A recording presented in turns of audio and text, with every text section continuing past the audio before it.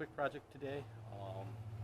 Going to work on the sill plates for Roxy. That's our 84 GT convertible that we're restoring. This is going to be a quick how-to on how to dye and get them looking factory new again. The sill plates that we'll be working with did come out of the car, so they're about 35 years old, I guess. You can see as I zoom in for you, a lot of dirt, some scuff marks over the years.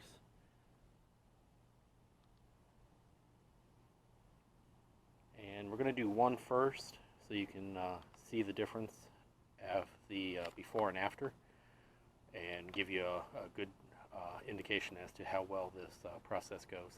We're going to be using the paint from LMR. We'll get you a shot of that here in just a little bit. But to start out with, we've got to get them cleaned up.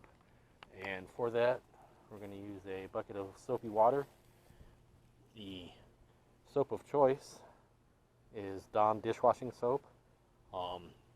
Reason we chose that is it's a good grease fighter, and as most of you know, if you're going to tackle this project, the factory has some oils and protectants that they put on the sill plates, and you want to get that off so the new paint sticks and adheres to it.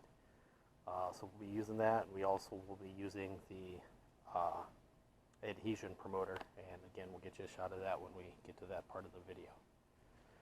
For right now, we're just going to set up the camera and give you a quick overview. The other things we'll be using, as you can see, is not my water bottle, but the toothbrush and a Scotch Brite. Always best to use the mildest Scotch Brite you can find. They do come in different levels of, I guess, abrasion. So this is a knockoff brand made by HEB here in Texas, but it is their least abrasive. And the reason for that is you don't want to scratch out the texture. Okay, we'll see how this goes. I'm not sure how much I'll stay in frame. I'm trying to film by myself today as Chaz is doing the 9-to-5 job.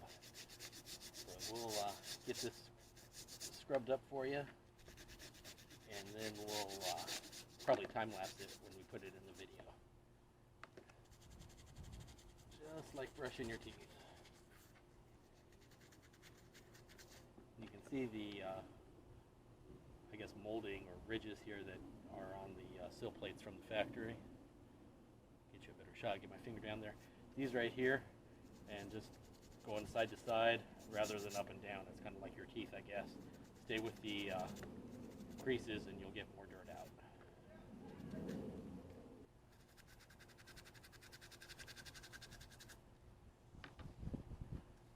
And another point to consider when you're getting your cleaning done here is you don't want to rest it on anything and push down real hard. Obviously, that's going to warp your plastic and possibly even crack it. This is, again, 35 years old, so it tends to dry out and get a little hard. Also, a good reason not to use the real abrasive or harsh cleaners when you're cleaning these up, because you want to try not to dry them out too much.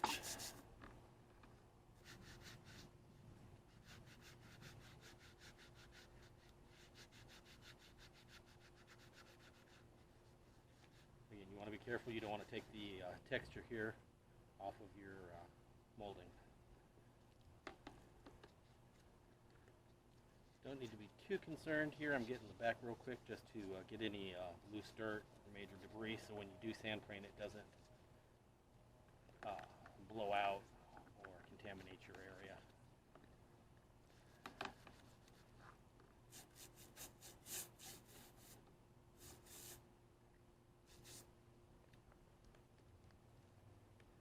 Okay, we're going to head over to the hose and spray this off. See how it looks as far as how much dirt we got off of it.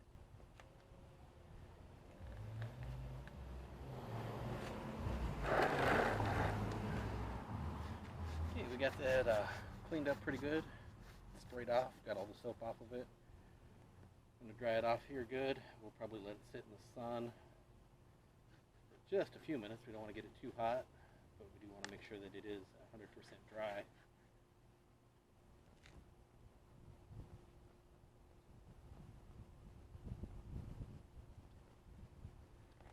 Okay, it's been in the sun for just a few minutes now, and as you can see, it does have a little bit of damage.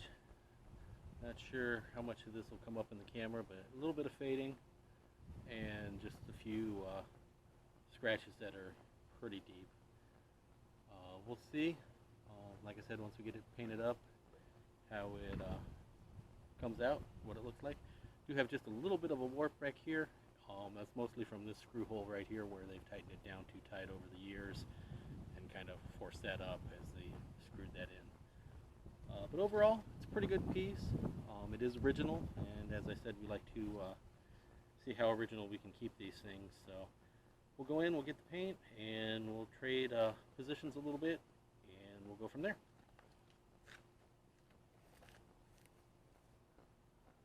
Okay, as you can see, we're going to use a cooler with some paper so we don't get any extra spray over onto the cooler and mess that up. For those of you who get your parts from your preferred vendor and you throw away the packing, you might think about hanging on to it, because that does make a great backdrop for your next spray painting project. So that came out of the cans that we just got from LMR.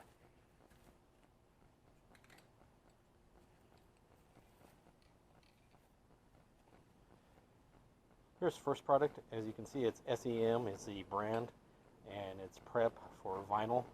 We're going to spray that down first, let it dry good, and then we'll switch to the LMR. And as you can see, we're going with the Canyon Red, and that's picked up obviously through them. We'll let you know how it turns out. Stay tuned.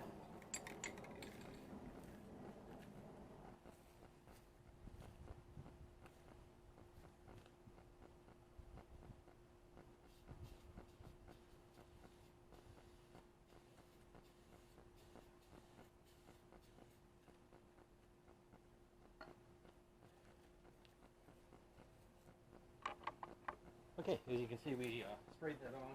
The directions say sprayed on, and then just wipe it in one motion to get any excess off, and to go in the same direction. I'm going to do that, just like so.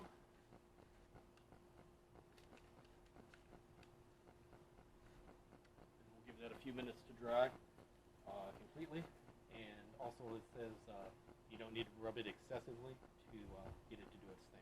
So we'll give that just a few minutes.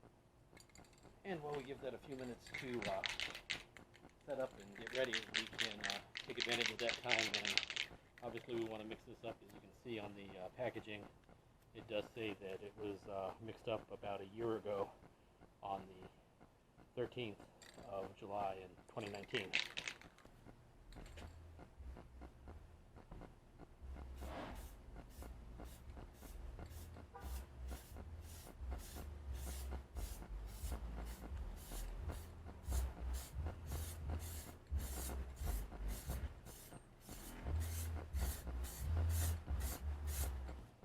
Okay, hopefully we didn't overspray onto the camera or anything like that.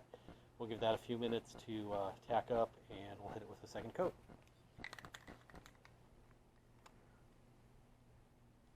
Okay, we're waiting for the first coat to dry so we can put that second coat on. I'll zoom in for you.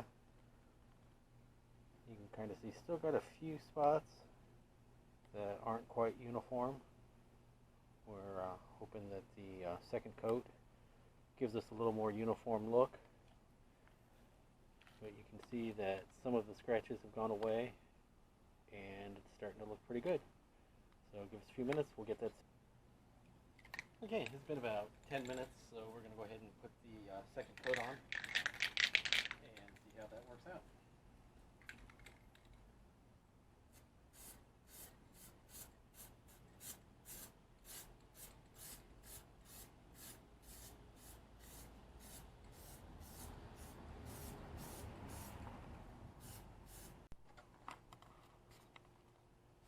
Okay, we got that second coat nice and dry now. We'll give you a zoom in. And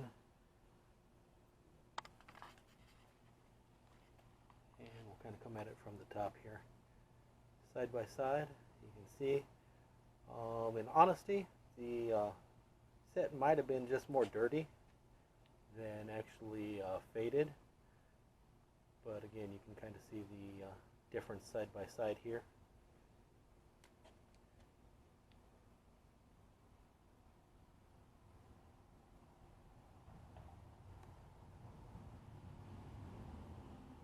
And if we zoom in real close here on the bottom, we may, I'm not sure how this is going to show up in the camera, but there may be a need for a third coat once it's 100% dried. We'll take a look at that and see how it comes out. It's been about 10 minutes probably real time since we put the second coat on, so we'll give it a couple hours and see if it dries any deeper and what it looks like after that period of time. And in honesty, this is a quick, stay motivated project. It'll be probably several months before these are ready to go back inside the interior. If you saw our last video, we'll throw a link up. Still working on chiseling out that old sound deadening material. But, just something, you can do this in an afternoon. All told, we've probably spent an hour out here. Keeps you motivated, you can see some progress, and sometimes that's what you need. As I say, it's been a while since we posted. We had some setbacks with the Celine and the power steering rack, but in transparency, we'll post a video on what those shortcomings were here in the next little bit. But sometimes you just need a win, and that's what this was for us. Thanks for watching. Be sure to comment, like, and share. Thanks.